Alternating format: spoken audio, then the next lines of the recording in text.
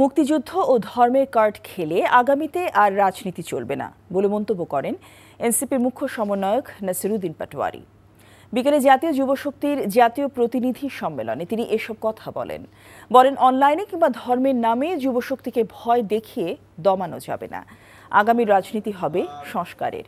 একই অনুষ্ঠানে এনসিপি সদস্য সচিব আখতার হোসেন বলেন, একমাত্র এনসিপি সংস্কারের দাবি জিইয়ে রেখে রাজনীতি করছে।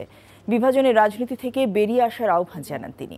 সংস্কারের পক্ষে বিএনপি জামাত কোনো দলই কথা বলছে না বলেও মন্তব্য করেন আখতার। তারা যে নতুন সংস্কারের বাংলাদেশ দেখতে চেয়েছিল, সেই সংস্কারের কথা বিএনপি জামাত কোনো দল তাদের আলোচনার মধ্যে আর প্রধান করে তুলছেন না।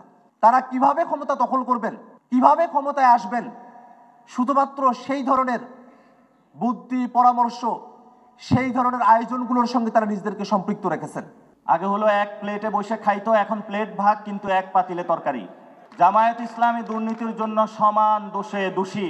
বাংলাদেশে নাকি দুর্নীতি হলো রিমুভ করবে বা দুর্নীতি হলে শেষ করবে। বাংলাদেশের ইতিহাসে সবচেয়ে বড় একটি জোকার একটি কথাবার্তা হয়েছে এটি। এই ধরনের জোকারি কথাবার্তা জনগণের সাথে বলবেন না।